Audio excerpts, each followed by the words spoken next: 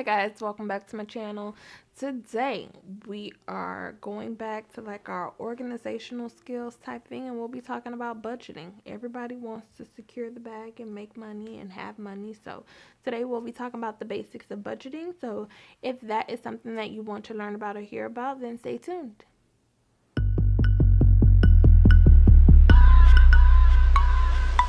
If you are here, then you are taking the first step in budgeting or just brushing up on your skills. But I wanted to talk about budgeting. Everybody sees YouTube or social media as like this big thing, and everybody wants to secure the bag. You know, you want to live your best life. You want to make money, vacation, do something you love, and just keep it moving. And I'm all for it. But I am against, you know, racking up debt just to look good. So I wanted to discuss different parts of budgeting today. I have worked in the financial industry for over 10 years, so I know a little thing or two about it that I just wanted to share today because a lot of people don't know, especially starting off. Well, it's never too late to start, whether you're young or old, so let's just get right into it because if not, I can ramble. So, the first most important thing that I tell anybody when I used to go out and do my speaking engagements is the biggest thing that you could ever do for yourself. It doesn't matter when you start. I would even suggest that you start today, is to save. Saving is the most important thing, and it's the best thing that you can do for yourself. It doesn't matter the amount that you save. To me, I would just say just start. Starting, I always tell anybody just start, whether it is starting with putting $5 a week away if that's what you can afford, or put in $20 a week or $20 a day. It all depends on you and your income, what you need to do. But in anybody's budget that they make for themselves, and yes, it is important for you to have a budget for yourself, but in any budget that you make, you need to put an area or put funds aside that you save. So when making your budget, because everybody should have a budget, if you don't have a budget, I need you to grab a piece of paper and start making one. But a budget is very vital for you if you do want to have financial freedom. So, in making your budget, the first thing you want to do is list your income. How much you actually make and get on a monthly basis or weekly basis, or how much you get paid, rather. I normally say do it on a monthly basis because you know how much you get in a week, and then you can do the math and then come up with how much you make for a month. So once you've established how much you make per month, then you want to write down all your expenses. So not your miscellaneous things on like buying a pair of sneakers every week or different things of that sort. Like, no, the necessities. How much you pay for rent, how much you pay for your phone bill, how much you pay for insurance. If you have a car payment, you want to list the car payment. Literally, you want to list every single detail. Normally, I tell people when doing this, because sometimes you do forget, I would say take your last month's bank statement and just go through, and you'll see how much you pay and what you spend your money on. So, and then that'll also tell you like how much you really spend, because if you don't sit down and you look and review your bank statements to see how much you really spend, you'll be spending over $300 a month on food. And that's not even including groceries. That's just like eating out. And that's something that could be like chopped away and decreased so that money can go to something else that's important.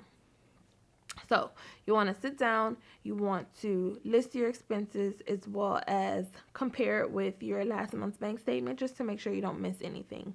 Then afterwards, you know yourself. You know yourself better than anyone else. So you also want to list a miscellaneous field, because that miscellaneous field, like I said, if you like going out to eat, if you know every month you go get your hair and your nails done, you want to put that as a line item as well. If you know that you just have to buy something, like you're one of those people that just has to buy something, you can't stay out of the mall, whether it's just something small, it's not necessarily a big purchase, you want to give yourself leeway and put a little extra in there, only because whatever budget that you stick to, you want to try your best to stick to whatever budget that you gave yourself. So aside from writing all of your expenses, leaving a little fill for your miscellaneous items, like if you were to buy a birthday gift or something, you also want to make sure you include savings. So before you do savings, I would say Add up all your expenses, minus that from your income, and then you'll see how much you have left over, and then that can determine how much you want to put aside a month to your savings account.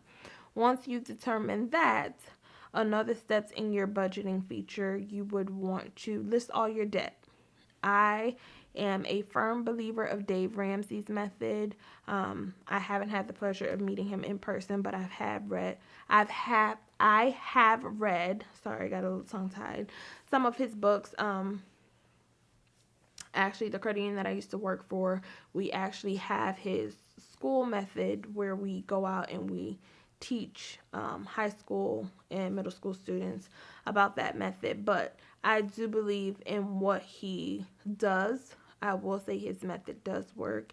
And if anybody is thinking about getting it, if anybody thinking that it's a gimmick, trust me, it is not. What the man is saying is true and it works. So with that being said, you also want to list all your debt. The way Dave Ramsey teaches it and the way I do it, because that's where I learned it from, so to speak. Well, not necessarily. It's the same. It's not the same, but his method just makes sense. So that's what I have done.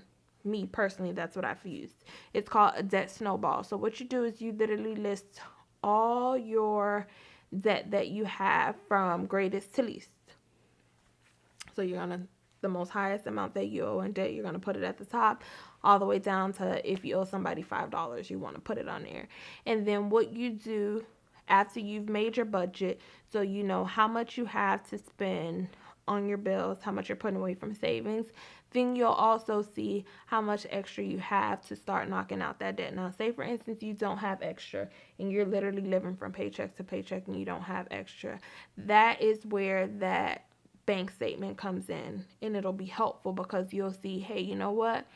I'm going crazy on eating out, or I'm going crazy on going to Sephora. Ouch. Or I'm going crazy in different areas, and then you'll sort of kind of see where you can cross out and save money and cut back. Like, I know you probably, if you have a big family, then there is probably a birthday every month, but you don't have to buy these big expensive gifts, or you don't always have to go to Sephora. You can start taking back and doing little cuts to yourself so you have that extra money to put towards your debt.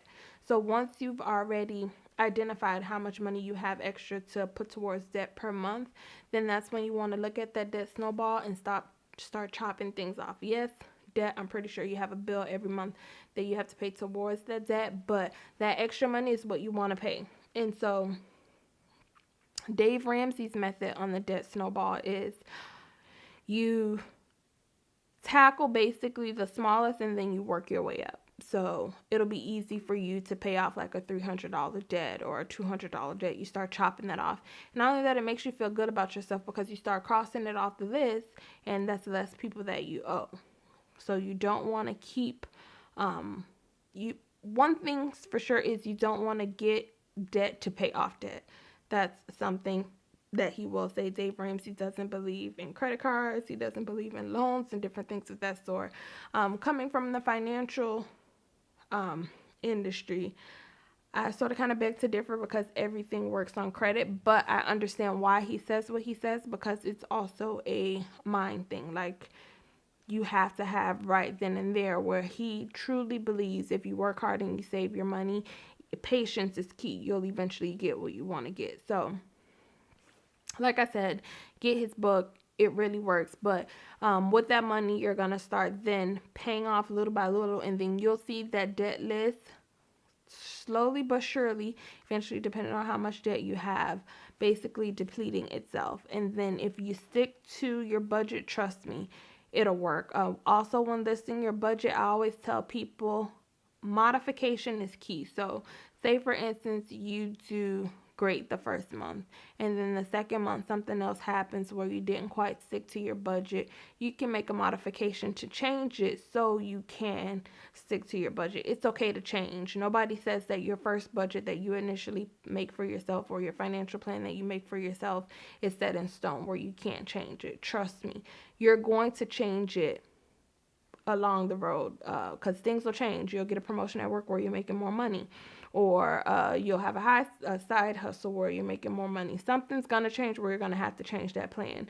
So changing is great, but I always tell people, one, set short and long-term financial goals for yourself, just like you do for your life.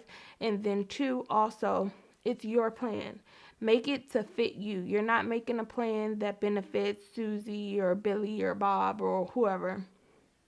You're making a plan that benefits you. You know yourself. You know what you spend your money on. You know what you can't afford. So you make a plan that benefits you, and trust me, it'll go a long way because you're not trying to live up to someone else's expectations. You know your reality. You're setting goals that you know that you can reach. That's the purpose of short-term and long-term goals. And then eventually you'll get to that long-term goal and you'll get to that financial freedom that you want because you're planning accordingly. You're not making things up that's unreachable or unattainable to you because you know how much money you got and you know what you can do. So I tell people all the time, that is a part of securing a bag. Obviously, you have to be, it makes no sense if you come into contact with millions and millions of dollars and you spend it all and you have nothing to show for yourself. No. Once you get to a point where you don't have debt and you can invest the money, even better. So let's just be smart with our money, people. A lot of people aren't smart with their money. Hello, that's why America is in so much debt. But let's do better. Let's secure the bag. Let's be smart about our money and make changes that'll benefit us. If you have any questions or concerns about budgeting or something that I can help you with, leave the comments below, or you can reach out to me on social media. It doesn't matter. I'm always willing to help because it makes no sense for me to have all this financial knowledge and not share it. Because I want you guys to win too. We can all be winning together. So if you have any questions, just leave a comment below. If you want to see more financial tip videos, just let me know. Give it a thumbs up on this video and leave a comment below as well. But until next time, have a great day.